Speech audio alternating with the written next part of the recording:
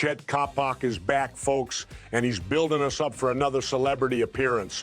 He's calling this guy a Chicago favorite, a great TV star. Ladies and gentlemen, let's welcome in Gene Okerlund. Well, Tutti Frutti, oh Rudy, it's Mean Gene. Now, how can he be from Chicago? He's from Brookings, South Dakota. G's laying out the rules for the upcoming Battle Royal. And before the Battle Royal, we find Our Lady, who's indeed found the beef. Shh. She looks like she's about to say something, but her mouth is stuffed. Basil DeVito later joked that the plan was, with all the meaty, beefy football players in the ring, it'd be comical for her to shout, "Where's the beef?" She tried 3 times, but her mic wasn't working. Production problems continue to fester here at Wrestlemania 2. Dick Butkus is out in the ring in his referee stripes. Ed Too Tall Jones, who had a bit of a run in with Andre the Giant, is also out in stripes instead of the ring. Now we get our Battle Royal participants entering one after the other. Bruno Sammartino, the Iron Sheik, Bret Hart, and Andre the Giant. Pedro Morales, Tony Atlas, Ted Arcidi, Harvey Martin, Dan Spivey, Jimbo Covert. Hillbilly Jim is out. King Tonga, who'd later be known as Haku, comes out. B. Brian Blair, Jumpin' Jim Brunzel, Big John Studd, Bill Fralick, Russ Francis from the football world. Since David Sammartino couldn't get along with his father, they had a falling out, so David's not in this match. And this is where things get interesting. They announce from the Chicago Bears, William the Refrigerator, Perry. He climbs the ropes to get in there. And then Andre comes out. He gets the big start, final entrance treatment. Now joining us in the announce booth is Ernie Big Cat Ladd. He calls Wrestlemania one of the great spectacles of the world. Ladd in his career conquered both the wrestling and football worlds handsomely and was an NFL player to be reckoned with in the 60s. He was a serious football player and an all-time great pro wrestler, a massive mega draw, and a great athlete. It's smart to have him calling both sides of the fence here as a guest commentator. He's doing a great job. As the Battle Royal is now underway. I mean, the bell doesn't even ring and everyone's fighting. They get too excited right here at the Rosemont Horizon. They announce a total combined weight of 612 pounds in the ring. Immediately, they go after the fridge, trying to gang up on him and get him out. His pants are starting to come down. Not only that, he looks like he's wearing a singlet thong. It's a singlet that doesn't actually turn into shorts. It just cuts off like a thong.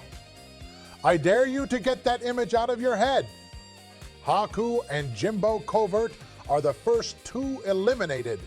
Ernie Ladd talks about how this is an individual sport and how this is different. Nah, it's a battle royal. It's not an individual sport at all. It's smart to put football players in a battle royal instead of a match or series of matches because you can just relax. They don't have to learn much. Plus, battle royal is pretty much a kick, punch match anyway. Not a lot goes on. No real moves happen until some of the bodies have been cleared out. All a battle royal requires you to do is go over the ropes.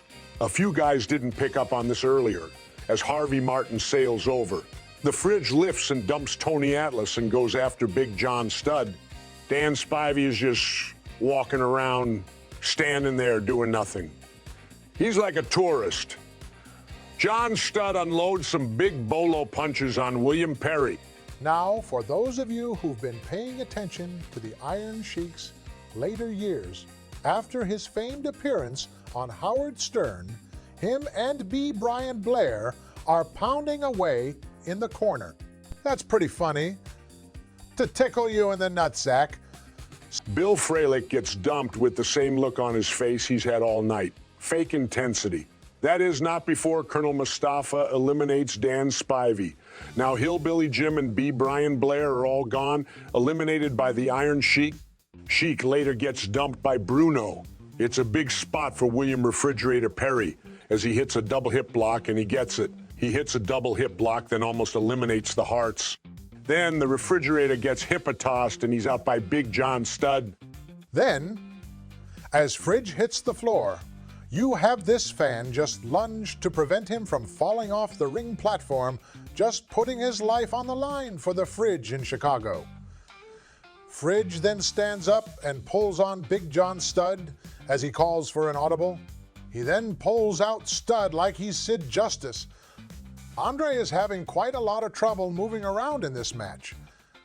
It's a lot more apparent here than at Mania 1 against Studded. It's not as much as we'll see in the future, that's for sure. It's like his weight is so much forward in his body, which makes him appear kind of slouched. It's hard to watch when he has to use the ropes to walk. A double drop kick landed on Andre, and he gets fired up in the ropes. Russ Francis, with the wrestling background, gets whiplashed into an elimination. Andre is now cornered, being double-teamed by the Hart Foundation because it's pretty much down to them. Bret Hart runs into a big boot from Andre. He grabs Jim Neidhart by his goatee for a double noggin knocker. Bret climbs up the top rope, but Andre cuts him off and grabs him into a gorilla press. And it looks like it's supposed to be a big power spot that he does it with just one arm, but unfortunately, he needs the other rope so he doesn't fall over. So what looks like a cool spot degrades into a bad spot. You can be happy that Andrew threw him out instead of throwing him to the mat, hitting hard into his partner, Jim Neidhart. Andre the Giant is then the winner of the Invitational Battle Royal here at WrestleMania 2 in Chicago, defeating not only his fellow WWF superstars, but a horde of NFL players as well. He gets his hands raised and he's hurting. Andre is hurting and sucking wind. He has invincible pain on his face. Basil DeVito recalls a story that Andre was actually supposed to be presented with a trophy for winning this match in the ring by a sponsor in Chicago. No, Andre just leaves the ring, and you can tell he was quite uncomfortable and in great pain. Later, the sponsor finds Andre in the back, presents Andre off. Camera with the trophy, Andrew shakes his head, takes the trophy, and then just drops it on the ground and walks away. He was in so much pain, he would have preferred a 24-pack, 15 hamburgers, and a nap. I always did like this match, and I have no clue why. There's a lot of old-time stars in the match, and I think that's what draws me to it. Adding the NFL guys to the match helped it, if you ask me, because the crowd was super into it when the Fridge had big moves and whatnot.